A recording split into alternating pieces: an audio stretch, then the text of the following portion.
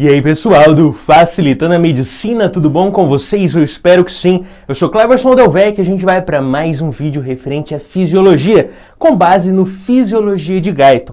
Hoje destacando o pâncreas, a fisiologia do pâncreas, tanto a sua parte endócrina como a parte exócrina, que seria a parte digestiva.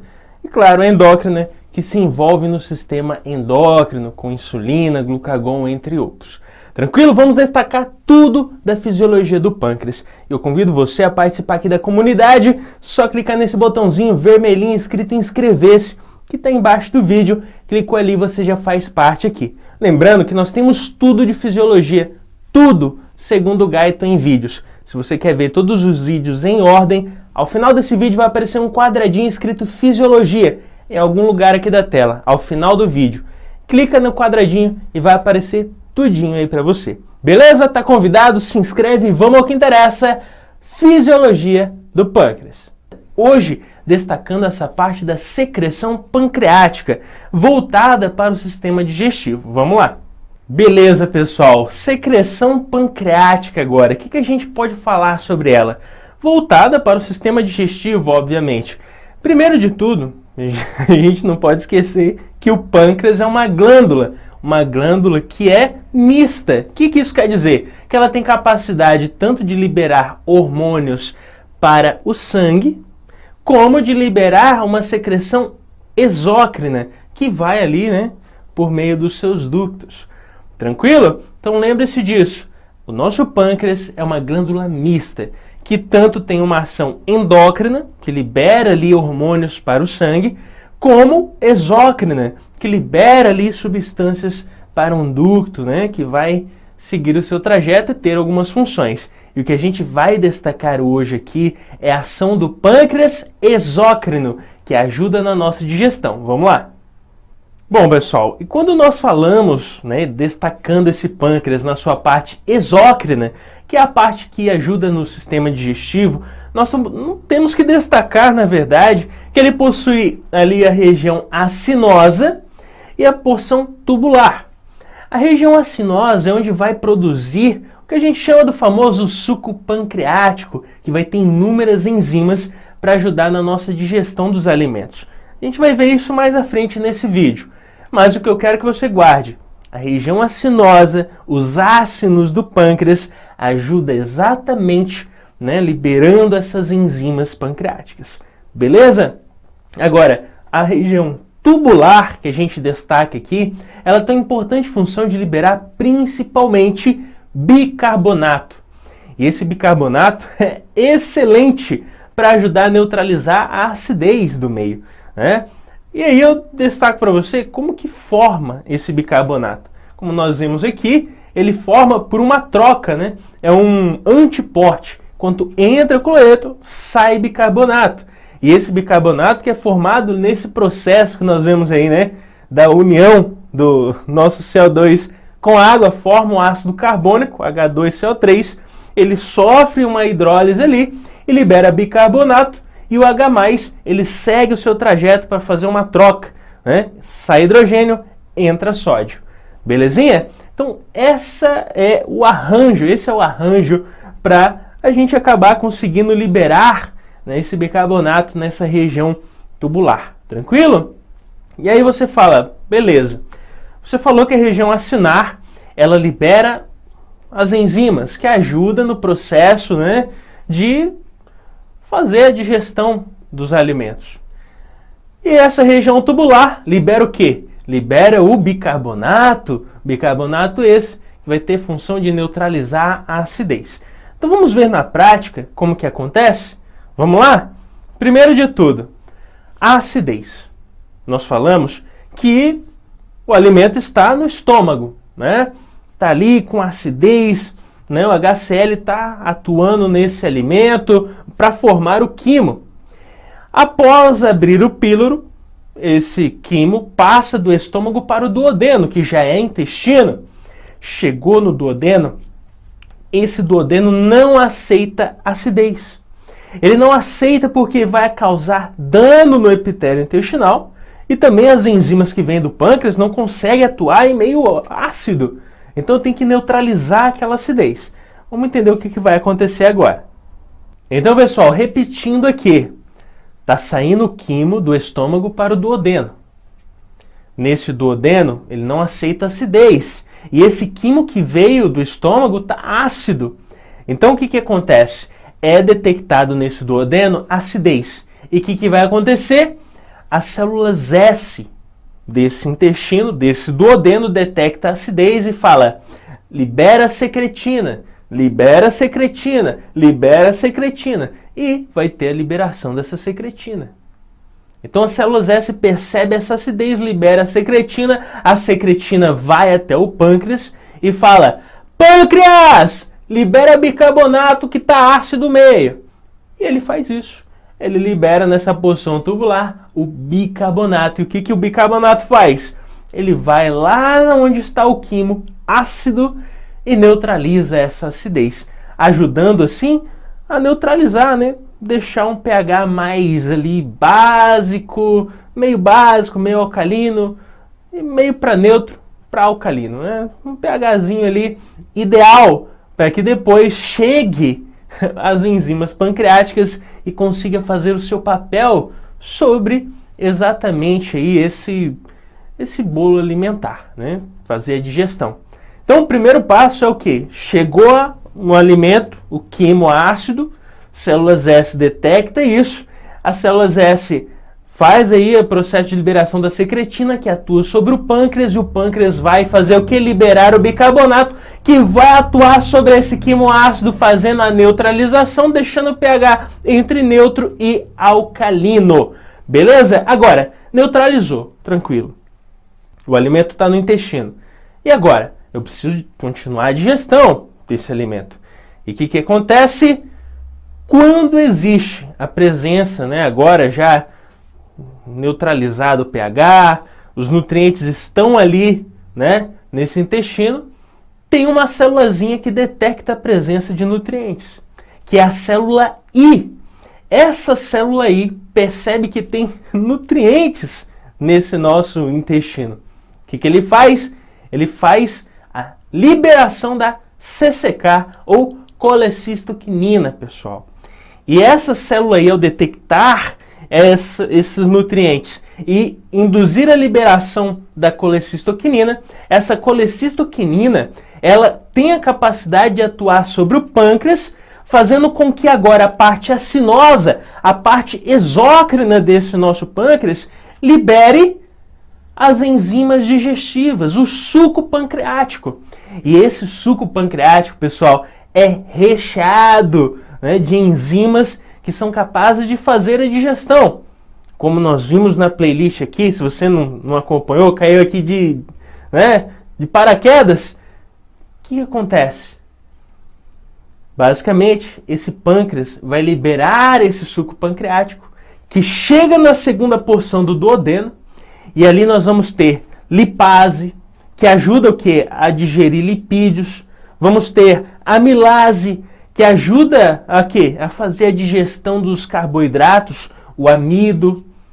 Né? Vamos ter ali tripsina, né? Vamos ter, enfim, inúmeras enzimas que vão fazer a digestão desse alimento, a digestão final do alimento. Então, repetindo tudo que eu falei, chegou nutriente nesse intestino, célula I detecta a presença desses nutrientes e desse alimento e faz o quê? A indução da liberação da colecistoquinina.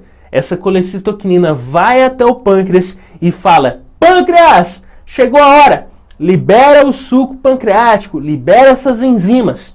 E as enzimas vão até esse duodeno e começa ali o processo da digestão, o processo final dessa digestão. Agora, pessoal, tem um pulo do gato aí. Aí você fala: mais um? Pois é. O pulo do gato é o seguinte, eu falei que o pâncreas ele libera as enzimas. Só que essas enzimas liberadas ali, elas são liberadas inativas. Aí você fala: por quê? Pensa só, pessoal. Se as enzimas fazem a digestão, né, essas enzimas que estão no pâncreas fazem digestão de proteínas, lipídios, de carboidratos, imagina se elas estivessem ativas dentro desse pâncreas. elas iriam digerir o pâncreas.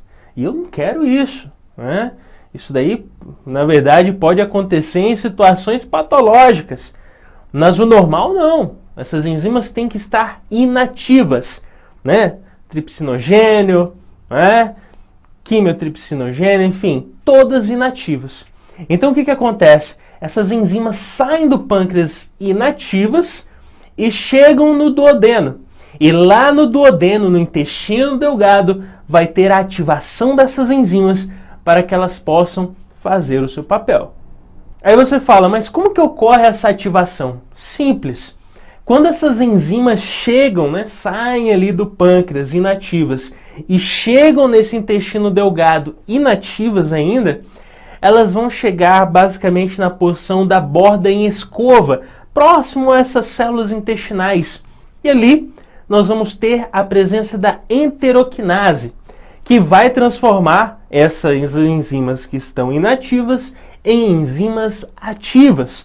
E agora, essas enzimas ativas, a amilase vai degradar carboidrato, deixando ali na forma, né, da menor forma possível, né, em glicose até possível, para que possa absorver essa glicose. Ou quebrando, né, ali, por exemplo, tripsina, vai quebrar as proteínas em peptídeos menores e aminoácidos para serem absorvidos. Vamos ter a lipase, que atua sobre os lipídios, que vão degradando em partículas cada vez menores de ácidos graxos para que eles possam ser absorvidos. E todas essas enzimas que eu falei, né, lipase, amilase, enfim, todas elas vêm inativas do pâncreas para serem ativas no intestino, nessa borda em escova pela enteroquinase, e aí sim elas serem ativas ali e poderem fazer a digestão final desses alimentos para que depois eles possam ser absorvidos. Vamos falar sobre a fisiologia do pâncreas, mas em especial enfocando o pâncreas endócrino. Beleza, pessoal? Pâncreas endócrino. Agora, enfocando esse pâncreas endócrino, o que a gente pode falar sobre ele? Bom, o básico sobre pâncreas nós praticamente já sabemos ao longo dessas playlists aqui, mas o pâncreas é uma glândula mista, né? A gente fala que ela tem uma ação tanto exócrina como endócrina. A parte exócrina a gente destaca na fisiologia voltada para o sistema digestivo, onde essa parte exócrina, por meio dos ácidos e os túbulos, eles vão liberar o quê? Bicarbonato e as enzimas digestivas, lipases, amilases, enfim, tudo que é voltado para a digestão dos alimentos, que vai desembocar lá o conteúdo, principalmente na região ali da segunda porção do duodeno. Tranquilo? Esse é o pâncreas voltado para a parte digestiva, o pâncreas exócrino. Mas nós temos ainda o pâncreas que é endócrino, né? Por isso que a gente fala que ele é misto, tem uma ação tanto exócrina como endócrina. E o que a gente vai enfocar hoje é o pâncreas endócrino, ou seja, ele libera hormônios que vão para a corrente sanguínea e vão desenvolver ali algumas ações. E aí eu destaco que a principal região, né, onde vai ter essas células são as ilhotas de Langerhans, que são exatamente o que você está vendo aí na tela. Ou seja, nessas ilhotas nós vamos ter células que vão ser fundamentais para desenvolver, né, esse papel endócrino do pâncreas. Tranquilinho? Então temos a parte mista, né, que é exócrina, e a endócrina. E focando nessa parte endócrina que nós falamos que está aí nessa ilhota de Langerhans, a gente fala que ela tem essa parte endócrina porque existe ali células importantes, células que vão fazer essa liberação de hormônios. E quem seriam essas células? Destacando a célula beta, principalmente ela. E nós vamos destacar o principal hormônio liberado por ela, que é exatamente a insulina. Isso mesmo, a famosa insulina é liberada pela célula beta. Mas ainda temos a célula alfa, que libera o glucagon.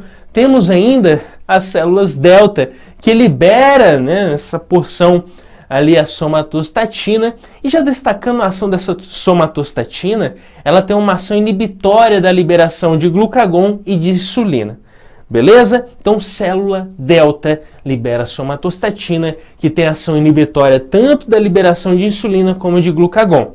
E ainda temos as células PP, que libera ali um peptídeo que vai ter uma ação principalmente inibitória sobre a parte exócrina, ou seja, a parte de ação do pâncreas que faz ali a parte exócrina da liberação desse órgão. Tranquilinho? Então, essas são as principais células, né, em forma resumida, e que basicamente, né, vão estar nessa região aí da parte que é endócrina do pâncreas. Mas eu destaco para você essas duas, né, a delta e a PP, porque nós vamos aprofundar mais na parte do glucagon e da nossa insulina, né? Tanto ali a parte da célula beta, que libera a insulina, como a parte da célula alfa, que libera o glucagon. E aí eu destaco para você esses dois, porque eles são os mais cobrados nos exames. Começando logo, sem blá blá blá, com a célula alfa. Essa célula alfa, nós falamos que ela libera o quê? O glucagon. E esse glucagon, o que ele vai fazer, pessoal? Primeiro de tudo, o que induz a liberação do glucagon? Bom, você está ali numa correria danada, né? Você está trabalhando, ou o dia está tão corrido, né? Está lá fazendo plantão em hospital, ou está estudando demais, ou está viajando, não tem comida, não tem como você almoçar, não tem como tomar café, você está sem comer, você está em jejum. O que acontece quando você está em jejum ou está perdido no meio do mato lá, está sem comer, né? Você não vai comer grama. Então, o que você vai fazer? Você vai ficar em jejum. E em jejum, o que acontece? Tem uma hipoglicemia, ou seja, caiu a concentração de glicose no seu sangue, hipoglicemia. E o que isso vai fazer? Bom, pessoal, quando existe uma hipoglicemia por falta de alimentação, você está em jejum, a hipoglicemia vai sensibilizar as células alfa, que libera o glucagon. E esse glucagon, pessoal, nós vamos ver mais à frente, ele vai ter uma ação meio que compensatória ao seu jejum. Ele vai tentar disponibilizar de todas as formas glicose para que você tenha energia e não caia duro ali no chão. É basicamente isso. Então, em jejum, hipoglicemia vai sensibilizar essas células alfa que libera o glucagon, e o glucagon vai tentar ali, né, resolver essa parada aí, porque você não está se alimentando. Agora, de forma bem resumida, o que esse glucagon, quando ele é liberado, ele faz? Bom, ele vai ali, né, se ligar aos receptores, ele vai desencadear uma fosforilação em cascata que vai acabar ativando ali, por exemplo, a pKa, e essa pKa vai fosforilar e ativar algumas enzimas, né? Por exemplo, a lipase. O que a lipase vai fazer? Vai quebrar ali lipídios, triglicerídeos, e triglicerídeo é fonte de energia, é fonte energética. Ele também pode, claro, pegar o glicogênio, que é a sua reserva, o seu pacotão de glicose, e quebrar esse glicogênio para liberar glicose para o sangue. Então veja só, o corpo, se você guardar isso, você vai sempre usar a lógica. O corpo não quer o excesso, não quer a falta, ele quer o necessário, ele quer homeostase, ele quer o equilíbrio. Beleza? Então, se você está em jejum, está faltando glicose por hipoglicemia, eu libero o glucagon. A célula alfa libera o glucagon, que vai lá atuar na sua reserva energética para liberar, né, triglicerídeo, glicose, para liberar glicose e ter ali o que? Uma fonte energética, ter ATP para as suas células. Belezinha? Isso é glucagon. Beleza? A ação do glucagon, que é liberado por qual célula? A célula alfa. Tranquilo. Isso é parte endócrina do pâncreas. Agora, tem a insulina. E aí eu destaco para você que a insulina é fundamental. E claro, ela é liberada pela célula beta desse pâncreas. E o que é essa insulina? Como que é liberada? Bom, quando você come, quando você se alimenta, né, os genes que expressam a liberação, né, ou de certa forma expressam essa insulina, vão induzir ali, né, a transcrição e a formação dessa insulina. Vai ter essa indução aí para a formação da insulina, vai ter todo aquele processo de pré-pró-insulina, depois vai clivar, formar pró-insulina, depois cliva novamente, libera peptídeo C e aí sim você tem a insulina. Então existe um processo de formação dessa insulina que vai ser fundamental e a gente vai ver que ela tem um papel importantíssimo, né, na parte da fisiologia. Mas assim, você pensa, tranquilo, eu entendi o glucagon, mas como que acontece, né, a ação dessa insulina? O que ela vai fazer? Como que ela induz a captação de glicose? Vamos lá. Você agora, depois daquele belo jejum, né, que o glucagon estava se matando ali para manter energia no seu corpite sensual, você chega numa pizzaria, ou numa hamburgueria, ou sei lá, se você é vegano, num restaurante de vegano, vegetariano, sei lá, você chegou para comer. Você está morto de fome. Você começa a comer igual um louco ali, ó, aquela pizza com sanduíche com cheddar e manda ver mesmo, batata frita e ó, comeu. O que acontece? Você se alimentou e essa alimentação vai aumentar os índices, os níveis de glicose aonde? No seu sangue, hiperglicemia. Isso vai ser sensibilizado aonde? Na célula beta. E claro, essa glicose ela vai acabar entrando nessa célula beta, e essa glicose vai sofrer todo aquele processo, né? Glicólise, ciclo de Krebs, fosforilação, né? Processo de fosforilação oxidativa, e vai formar ATP. Isso dentro da célula beta. E aí o que vai acontecer?